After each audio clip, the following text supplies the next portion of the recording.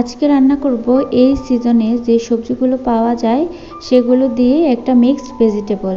আর এই ভাজিটা খেতে খুবই ভালো লাগে। আশা করি আজকের রেসিপি ভিডিওটি আপনাদের সবার কাছে ভালো লাগবে। আসসালামু আলাইকুম, সবাই কেমন আছেন? এখানে প্রথমে সবজিগুলোকে কেটে ধুয়ে পরিষ্কার করে নিয়েছি। আর সবজির মধ্যে রয়েছে আলু, পটল আর কাঁচা পেঁপে।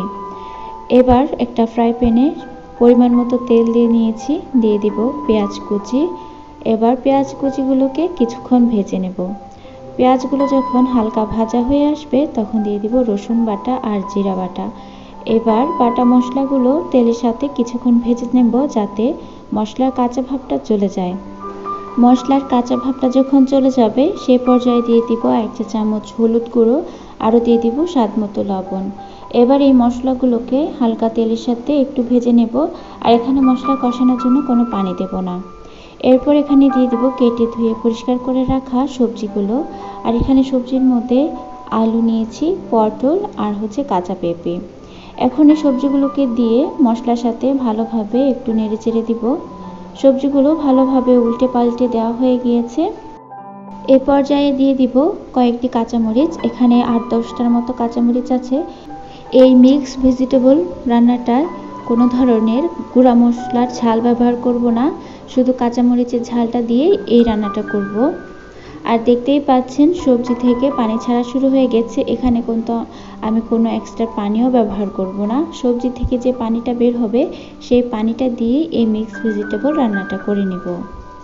তো এখানে সবগুলো সবজি ভালোভাবে নেড়ে চেড়ে উল্টে পাল্টে দিয়ে দেওয়া হয়ে গিয়েছে। এ পর্যায়ে এটা ঢেকে দিব। ঢেকে চুলার আঁচটা মিডিয়াম করে দেব। এইভাবে চুলার আঁচটা মিডিয়াম করে দিয়ে ঢেকে সুন্দরভাবে সবজি রান্নাটা করে নেব। এখানে আবার 10 মিনিট পর ফিরে আসলাম। এবার সবজির ঢাকনাটা খুলে নিয়ে আবার ভালোভাবে সবগুলো সবজি উল্টে পাল্টে নেড়ে চেড়ে দেব। আর এভাবেই সেম প্রসেসে আবারও ঢেকে দিয়ে রান্নাটা করে নেব। এইভাবে পুরো রান্নাটা কমপ্লিট করতে হবে।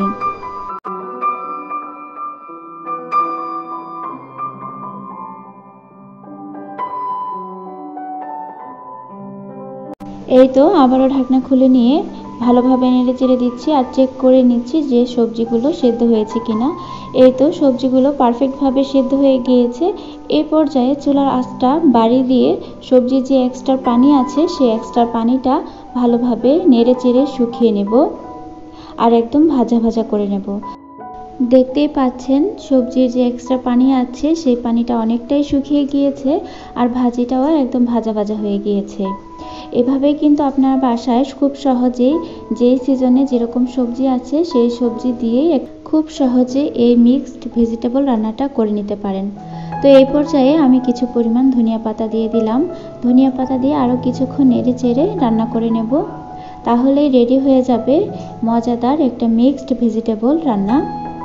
আপনারাও বাসায় এভাবে রান্না করে খেতে পারেন। রুটি, পরোটা, সাদা ভাত যে কোনো কিছুর সাথে খেতে খুবই ভালো লাগে। এই পর্যায়ে মিক্সড ভেজিটেবল ভাজিটা পরিবেশন করে নেব। এই সবজির রেসিপি কিন্তু খেতে যেমন দুর্দান্ত লাগে আর রান্না করাটাও একদম সহজ। আজকের রেসিপিটি কেমন লেগেছে কমেন্ট করে জানাবেন। যদি একটু ভালো লেগে থাকে তাহলে লাইক, কমেন্ট, শেয়ার করে আমার সাথেই থাকবেন, আমার চ্যানেলের সাথেই থাকবেন। দেখা হয়ে যাবে অন্য কোনো রেসিপি নিয়ে। সে পর্যন্ত ভালো থাকবেন। আল্লাহ হাফেজ।